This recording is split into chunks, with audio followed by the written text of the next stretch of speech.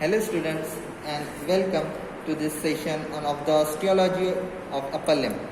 In this session we will be covering the osteology of scapula under the headings of identification and site determination of this bone, holding its anatomical position, major parts of the bone, important attachments, joints formed by the bone, and lastly few points about the applied anatomy. Scapula is derived from the term scapus, which means body. Scapula is also called as shoulder blade. It is one of the bone of shoulder girdle. The type of the bone, scapula is a flat bone.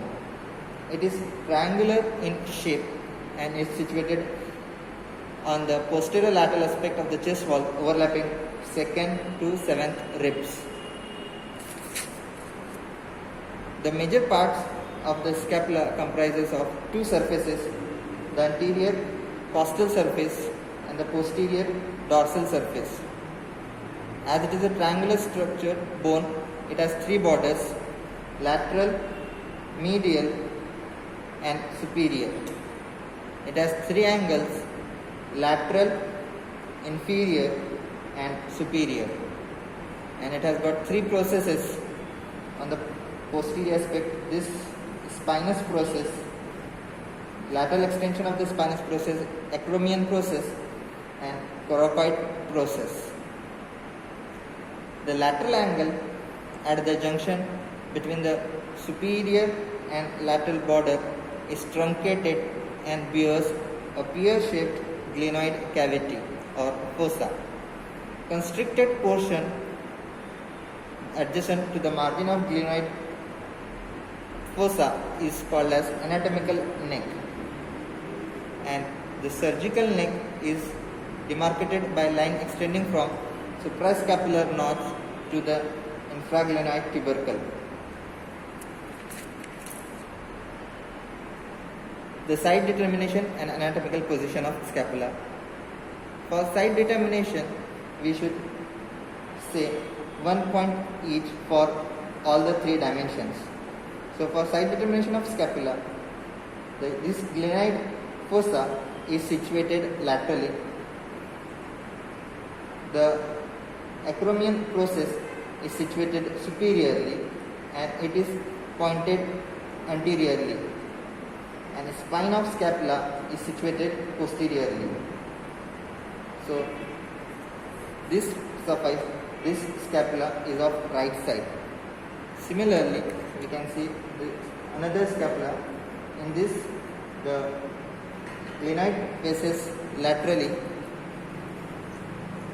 acromion process faces anteriorly and it is situated above, and the spine of scapula is situated posteriorly.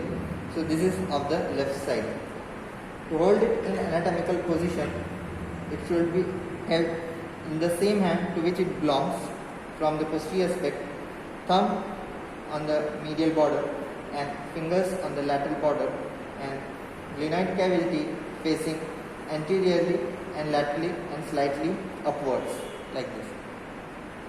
So this is anatomical position and site determination of the scapula.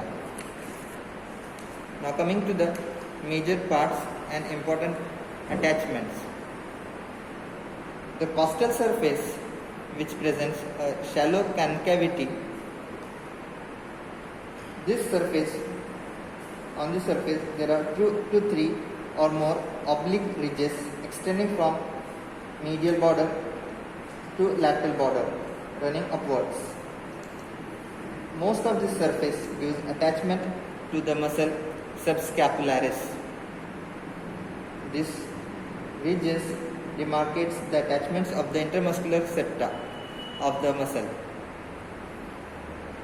Narrow strip of bone extending on the medial aspect, on the medial border, receives the insertion of serratus anterior such that first digitation is attached to the upper triangular area, second and third to narrow strip along the medial border, and remaining 4, that is 4th to 8th digitation of serratus anterior converges on the lower triangular area at inferior angle. So this is serratus anterior and this is subscapularis muscle. This is on the costal surface. In the dorsal surface, it is divided by a triangular shelf-like projection, the spine of scapula, into smaller upper supraspinous fossa and larger lower infraspinous fossa. Both fossae communicates with each other through spinoglenoid notch. So this is dorsal view of scapula. Medial 2/3 of supraspinous fossa give origin to supraspinatus muscle, and most of the infraspinatus fossa, including lower surface of spine, gives origin to the infraspinatus muscle.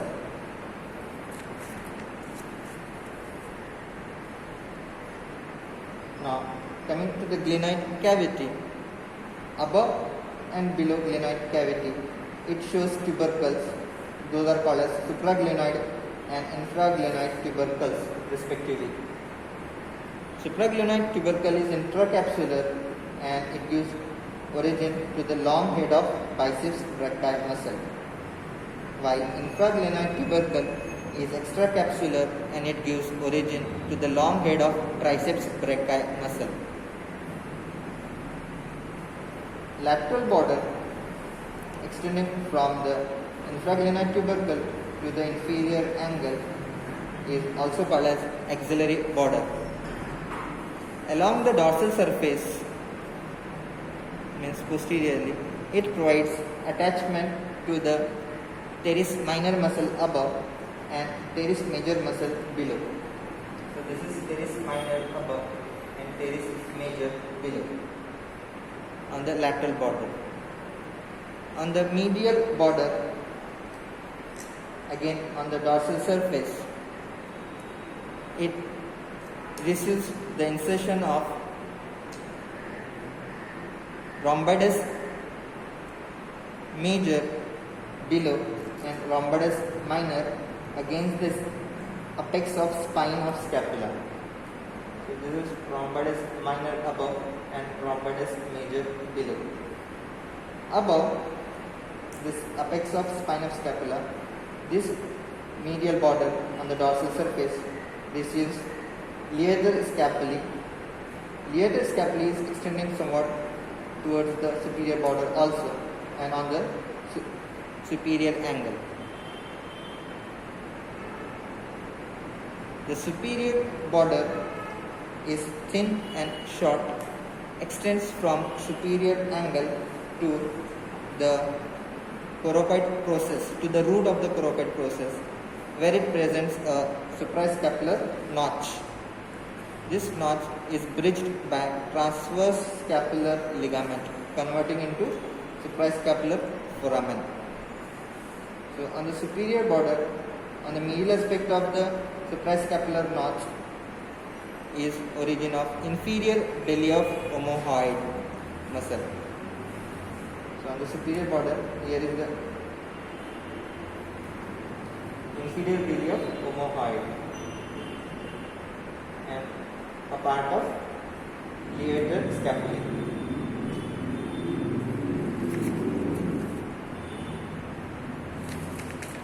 Now coming to the spine of scapula, which is a triangular bony projection from dorsal surface of body of scapula. It presents apex near the medial border and base which is free, which is a lateral border. It also presents upper and lower surfaces which participate in formation of supra and infraspinous fossae respectively. And posterior free border of spine of scapula is also called as crest of spine. This is entirely subcutaneous. The lateral projection of spine of scapula is called as acromion process. Attachment on the spine of scapula on the upper lip, which is continuous with the medial border of acromion process, gives attachment to the middle fibers of the trapezius muscle. The lowest fiber of trapezius muscle converges over the lower lip and are inserted on the deltoid tubercle.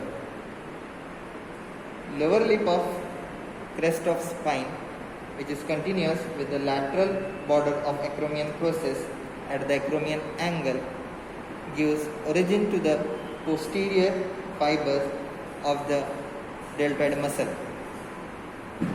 Coracoid process projects upward from the lateral part of the scapula, superior border of scapula. The tip is palpable through deltoid muscle anterior fibers below the lateral 1/3 and medial 2/3 of the clavicle. The coracoid process on the upper surface and most of the anteromedial border receives insertion of pectoralis minor muscle. Rest of the anteromedial border gives attachment to the trapezoid and conoid part of coracoclavicular ligament. Posterolateral border gives attachment to the coracoacromial and coracohumeral ligaments. The one more muscle, the attachment at the inferior angle is of latissimus dorsi on the dorsal aspect of inferior angle. So to summarize the muscle attachment on the scapula, you can remember by rule of 2. So on the costal surface, the two muscles are serratus anterior and subscapularis. On the dorsal surface, two muscles are supraspinatus and infraspinatus. On the glenoid cavity, on the supraglenoid and infraglenoid tubercle are biceps brachii, long head of triceps brachii respectively. On the lateral axillary border, on the dorsal aspect, teres minor above, teres major below. On the medial vertebral border, rhomboides minor above and rhomboides major below. On the superior border, levator scapulae and omohyoid. And spine of scapula, on the upper lip, trapezius, and on the lower lip, deltoid muscle. And on the coracoid process, pectoralis minor, and here from the tip of coracoid process, it gives attachment to the, which I missed, is coracobrachialis and short head of biceps brachii. And lastly, the small muscle, small fibers of latissimus dorsi on the inferior angle. So these are the important parts and muscles and ligaments attached to the scapula. Now coming to the joint formed by the scapula, this acromion process on the medial border shows a facet which articulates with the lateral end of the clavicle to form plain synovial acromioclavicular joint, which is forming the shoulder girdle. The another joint formed by the scapula is from the glenoid cavity articulates with the head of humerus to form ball and socket variety of synovial joint. So this is shoulder joint. As we know, as we can appreciate, this glenoid fossa is very shallow, so it is deepened by the fibrocartilaginous rim, which is called as glenoid labrum, and joint capsule of shoulder joint is attached on the periphery of the glenoid fossa, lateral or more posterior to the glenoid labrum. So the joints formed are acromioclavicular and shoulder joint. Lastly, in the applied anatomy, the winging of scapula.